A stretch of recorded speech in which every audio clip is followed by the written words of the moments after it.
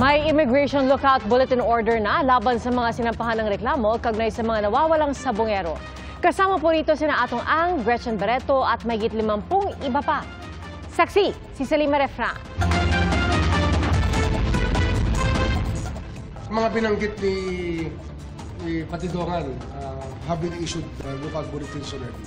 Naglabas ng Immigration Lookout Bulletin Order ang Department of Justice laban sa negosyanteng si Atong Ang, aktresa si Gretchen Barreto, dating NCRPO Chief Jonel Estomo at mahigit 50 pang inirereklamo kaugnay ng pagkawala ng mga sabongero.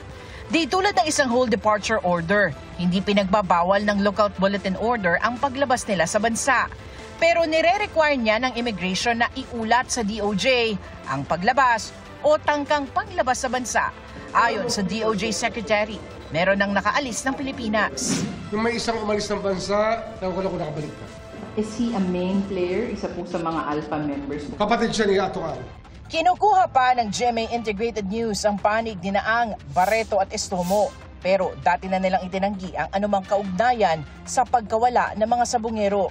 Kasama rin sa reklamo ang akusado rin at tinuturing na whistleblower na si Dondon Patidongan at ilan pang pulis na idinawit niya sa kanyang salaysay. Ayon pa sa DOJ, malapit na silang maglabas sa mga subpoena para sa preliminary investigation sa mga reklamong multiple murder, kidnapping with serious illegal detention at iba pa laban sa respondents. Pag-aaralan rin ang paghingi ng PHDO o Precautionary Hold Departure Order sa Korte. We will study that if, for example, there is basis to anticipate that any of them might abscond or probably leave the country or there is that danger.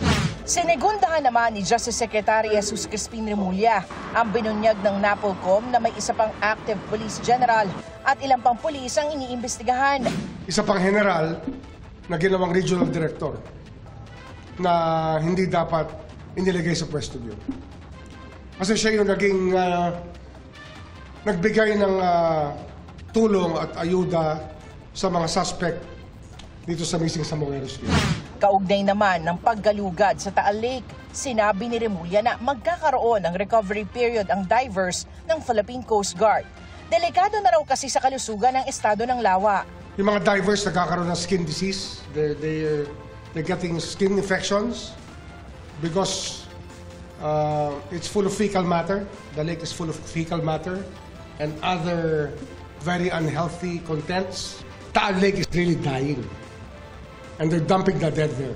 Gumagamit na rin daw ng decompression chambers ang divers para mapabilis ang kanilang recovery.